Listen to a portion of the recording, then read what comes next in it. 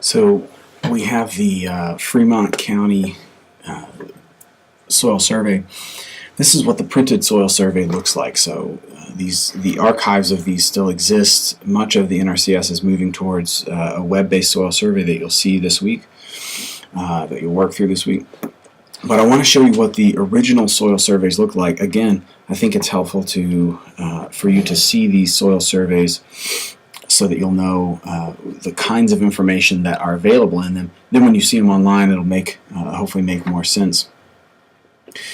A soil survey does a lot of things. It provides a description of how the survey was created and how to use this soil survey. Now, you'll have two documents. One is most of the written content that is in this soil survey. Another one that we'll see in just a second is the map sheet. So if you can envision a soil survey document with a bunch of maps in the back, that's what these documents look like. So what you're going to be doing is working on page 37 of your lab manual, exercise 4. You're going to be determining whether or not you're going to be determining a lot of things, whether or not your home state and county has a soil survey or not. So what we can do is, so I've placed a link on your on the Moodle course that has a availability of soil surveys by state. You can follow that link and you can determine whether or not your particular county has a soil survey. So you can go into a state, you can look by county. They will have the date of the last soil survey. Now some of them, so you can look at Adams County for instance here. They had one that was published in 1910. There's no paper copy available. There's an archived PDF of that, and that information is not on Web Soil Survey. There was one done and finished in 1969. There is a paper copy available. There is a PDF online. No soil survey, but the most current version of that soil survey is online. Okay, so it's on the Web Soil Survey. So you can answer on page 37, what is your home state and county? You can answer that there, and then does your county have a completed soil survey, either paper or on Web Soil Survey, and you can note that. There. The next question, so questions 3 through let's see, 14. Those questions are based on this document, on the actual soil survey. We'll be basing ours on this Fremont and Lander County, Fremont County and Lander survey. So the questions that we answer will be based on this. So you can find, for instance, question 3 says, what is the area of the county? How many acres is it? How many square miles? Part of your time is just going to be getting used to what a soil survey contains. Now you might want to consult this this table of contents that give you an idea of how the soil survey is laid out. And you'll find also the soil map units. You will be using some of this, and then you have a summary of the tables. This will be helpful when you have questions on septic field designations for a particular soil series. So in this exercise, you'll be dealing a lot with soil series, and I'll show you how we're gonna do that in just a second. Area of the county, I'll give you a hint right there. The dominant rocks of the county, section 4. You want to look at the discussion of the 5 soil forming factors in this county. So there's a discussion of that, and we can go back to the contents real quick.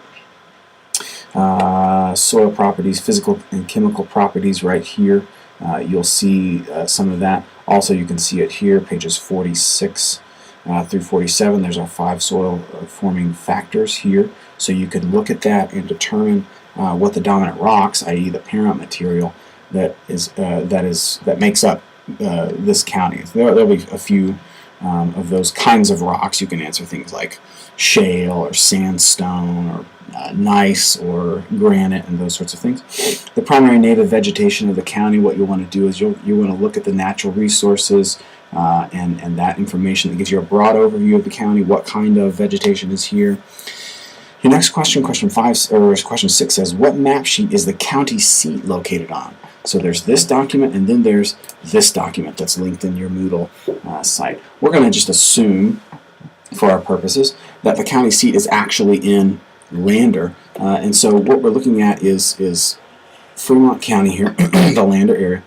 Lander is right here. Okay, this sheet is a sheet that is an index sheet that says, okay, if you want to look at this particular area, you need to go to sheet number 12. So if we wanted to see that, we would go to sheet number 12, and it might look something like this. This is actually sheet 9. But this is an aerial map with an overlaid soil map on top of it. Each one of these numbers represents a particular soil series that has particular characteristics. So the question says, what map sheet is the county seat located on? Well, it looks like if we're in Lander, you get to choose either map sheet page 9 or page 15. So that helps us. The other thing I want you to notice is that I told you that with the legal land descriptions, we often have a map that has overlaid on top of it the legal land descriptions. And so we can see that happening here. So look across the top. There's range 102 west, range 101 west, range 100 west, range 99 west, it goes forth like that. Then we have Township 34 north. There's Township 33 north, and you can see here's that section number 1 of Township 33 north. 1, 2, 3, 4, 5, 6, 7, 8, 9, 10, 11, 12, and so we number this township in that way. Down here you'll find 31. Down here is 36, section 36, section 31. So it's going to ask you what section.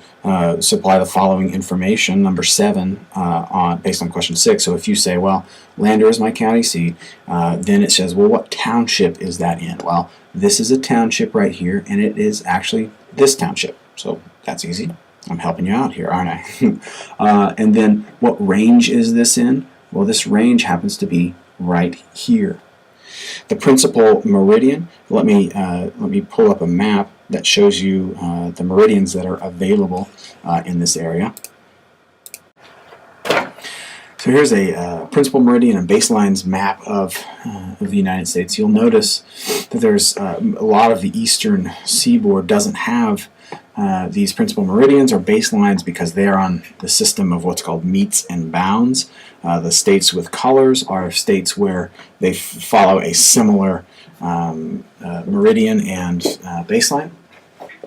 So in Wyoming, since we are in roughly this area right here, we'll be using what's called the 6th principal meridian and the baseline here. We can just call it baseline, or maybe even the 1855 baseline. So when we have an area here, when we're locating an area in Wyoming, what we're actually using is we're basing it off north of this baseline, west of this principal meridian. So when we see something like range 99 west, that means we're 99 ranges away from west of this 6th principal meridian. And then the baseline, we'll see the township is what gives us our location based on the baseline. So we would be Township 33 north of this baseline. So we're 33 north of this one, 99 away from this one. So let's see, in question 7 we have what the township is, what the range is. The principal meridian here is the 6th principal meridian, okay, and the section that we're in.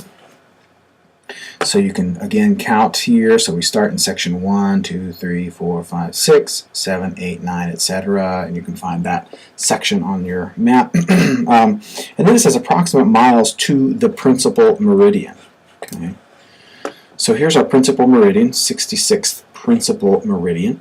And we know that we're at range 99 west. So we're 99 somethings away from that principal meridian, west of that principal meridian. Well, that 99 is we're 99 townships, okay, west of that principal meridian. So you can use that number 99 multiplied times, you know that each one of these townships is 6 miles long, Okay, so that gets us 6 times 99, and that tells us how far we are away from that principal meridian. So that gives you the approximate miles to the principal meridian to the west. Okay, so that's how we use our principal meridians and baselines, and I will link that file. You shouldn't need it, but I'll link it anyway to the principal meridian map.